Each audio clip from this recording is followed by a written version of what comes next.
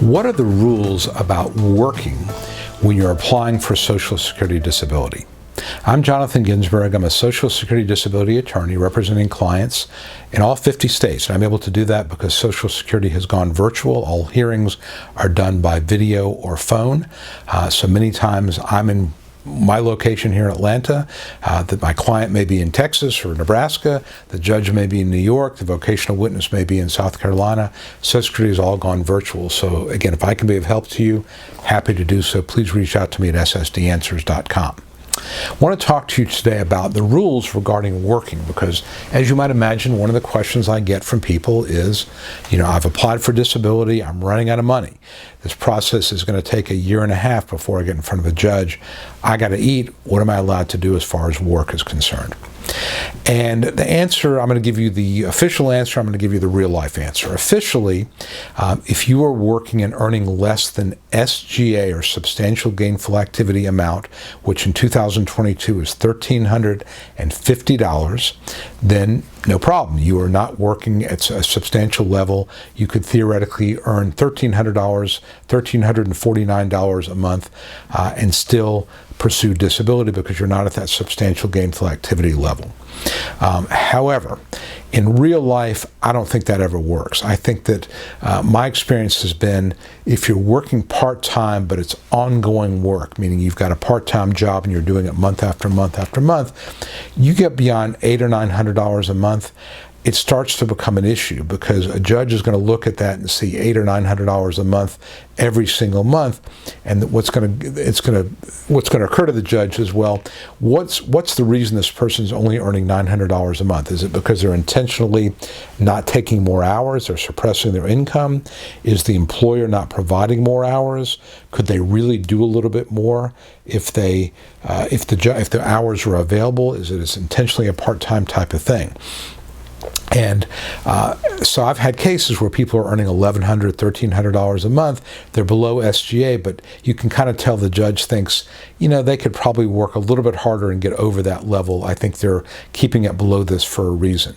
Now, so generally speaking, if you're working ongoing, my rule of thumb is $800, $900 a month is about as much as you want to do before it starts to become an issue where at least the judge is going to ask that question. Now, again, legally you could work $1,349 not be a problem, but practically it doesn't really work that way.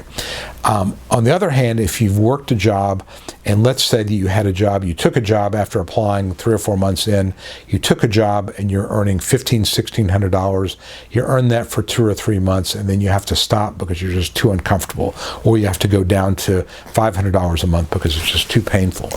That's a different situation. That job that you had where you were earning over SGA or even right at SGA might have been an unsuccessful work attempt because it only lasted 3 or 4 months. In theory, unsuccessful work attempts are work attempts that last 6 months or less. In reality, it's really more of a 3 or 4 month type of look. So, again, you look at what the rules say, what reality is, but if you had a job that you did for a couple of months and you earned more than SGA, but then you had to stop and you were out of work for 8 or 9 months, then you went back and did another work attempt and you earned $1,300, $1,400, $1,200 for 2 or 3 months, but then you had to stop again. The story that is telling is that you don't have the capacity for ongoing substantial gainful activity level work. And so even though the earnings may have been a little bit over, the fact that you had to keep stopping would really would be the most important element of this. So you see, it's not really a black and white type of thing. A judge is going to look at that and say, I think this person, in fact, I think in many cases, working part-time, having work attempts, unsuccessful work attempts, is actually better evidence for you than working part-time. If you have unsuccessful work attempts, you're saying to the judge, I really want to try to work, I just can't do it. An ongoing part-time job, suggests you have this ongoing capacity for work, and you have to then prove that you really can't do any more than what you're doing. Like I said, $800 a month, not as big of an issue, but when you get to $1,200, $1,300 a month, it starts to look like you have the capacity. And we're talking, realize, $1,300 a month, $1,350 is like $16,000 a year. This is not, high level, making a lot of money type of work. And I think Social Security, they obviously are aware that these cases can take a year and a half. I don't know what they expect people to do, but to me personally, if you earned $16,000 a year and that's all you could do, that's not really work. But again, their rules are if you're earning $1,400 a month, you're working at substantial gainful activity level, and therefore you're not eligible for disability. So I think big picture is if you decide you want to work, it's not inherently a problem, but it's something that would probably be a good idea to talk to your lawyer about, and kind of get some parameters in your particular case about how much you can work before it starts to become a problem. What your pay rate's going to be, what you're doing. And by the way, when they look at your earnings, they look at the earnings in the month you received the payment. So if you worked in February and you got paid in March, that earnings amount is going to be based on what you got in March, not the month you actually earned it. I've had people get screwed up with that. They say, well, I worked, I didn't, March was, I got paid in March, but I really did the work in February. Well, as far as Social Security is concerned, you worked in March. So you see there's just a lot of little picky details here when you get into work. And finally, my point I would say is that everything else being equal, not having the work when you're applying for disability is probably the cleanest way to go. It doesn't raise any issues, doesn't throw any mud in the water, makes it a little bit easier for the judge. But realistically, sometimes people have to work, and I certainly get that. But if you are going to work and you're my client, I would tell you to call me, let me know what's going on so that I can advise you about you're getting close to that line and you may want to make a decision. Are you going to really go back to work or are you not? Because you can't sort of be halfway. You have to either be under SGA or not.